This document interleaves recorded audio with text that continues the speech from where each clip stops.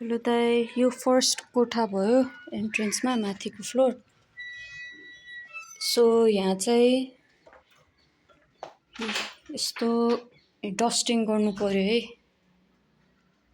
यहाँ टेबलमा यो सामान माथि राख्छु अनि त्यसपछि जे बाँकी हुन्छ त्यही वरिपरि डस्टिङ गरिदिनु पर्यो। भ्याक्युमिङ यस्तो सर्फेसहरुमा कुसनहरु। अनि अब हामी यो कोरिडोर भयो, यहाँ पनि डस्टिङ गर्नु पर्यो यस्तो सर्फेसमा। यो यता पनि डस्टिङ, शेल्फहरु, टेबल, यो डस्टिङ शेल्फ। अनि यो सोफा चाहिँ भ्याक्युमिङ गरिदिनु पर्यो। हामीसँग कुकुर छ, उनीहरुको त्यो कुकुरको कपालहरु सफा गर्नु पर्यो भ्याक्युमले सर्फेसलाई।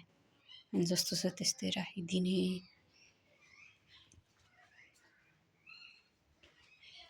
अनि यो बाथरुम डिप क्लिनिङ।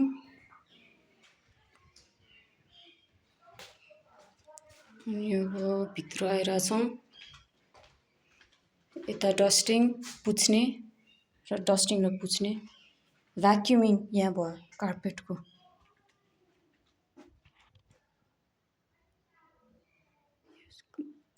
भ्याक्युमिङ कार्पेटको यो सोफामा पनि भ्याक्युम गरिदिने। डस्टिङ पुछ्ने, फर्निचरमा डस्टिङ र पुछ्ने। यहाँ एउटा अर्को बाथरुम छ, यहाँ पनि deep cleaning.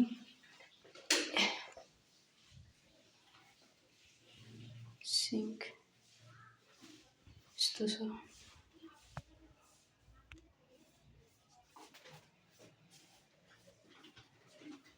Bathroom deep cleaning.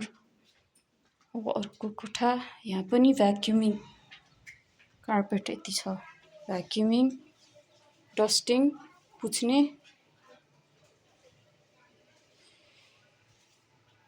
यहाँ पनि सेम भ्याक्युम गरिदिने, त्यो कुकुरहरुको कपाल र धुलोको लागि।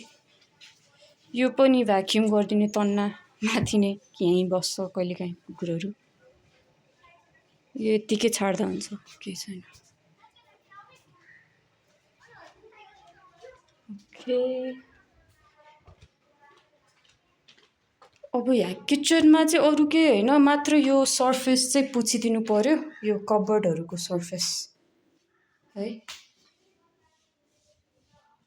यो सर्फेस पुछ्दा अब सेकेन्ड फ्लोर है त। यहाँ स्टेयरवे छ, स्टेयरवेमा पनि भ्याक्युम कार्पेटेड छ। डस्टिङ यहाँ गर्नु पर्यो। यो सामान जस्ताको त्यस्तै भयो हुन्छ, तर डस्टिङ चाहिँ अलिकति गरिदिनु पर्यो। यो भ्याक्युमिङ कार्पेटमा यो के भन्छ रेलिङ पनि डस्टिङ। यहाँ पनि डस्टिङ सामानको बेसिकली। यहाँ कार्पेट भनेपछि भ्याक्युम। यहाँ अर्को बाथरुम आयो डिप क्लिनिङको लागि गर्नुपर्ने।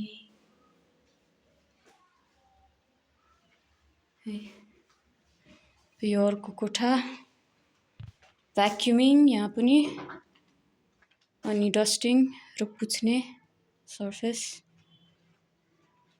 यो बेड जस्ताको त्यस्तै भयो हुन्छ, मिलाउनु पर्दैन। यो सामान पनि त्यस्तै भयो हुन्छ, वरिपरि डस्टिङ र भ्याक्युमिङ र पुछ्नु पर्यो। अब काइन्ड अफ किचन एरिया। यहाँ अहिले कुकुरहरु बसिरहेछ, भोलि हुँदैन। तर बेसिकली यहाँ पनि भ्याक्युमिङ गर्नु पर्यो कार्पेट भएको ठाउँमा, र उनीहरु बस्ने डस्नाहरुमा को भ्याक्युम। र यो ब्ल्याङ्केटहरुको भ्याक्युम टाइप्स।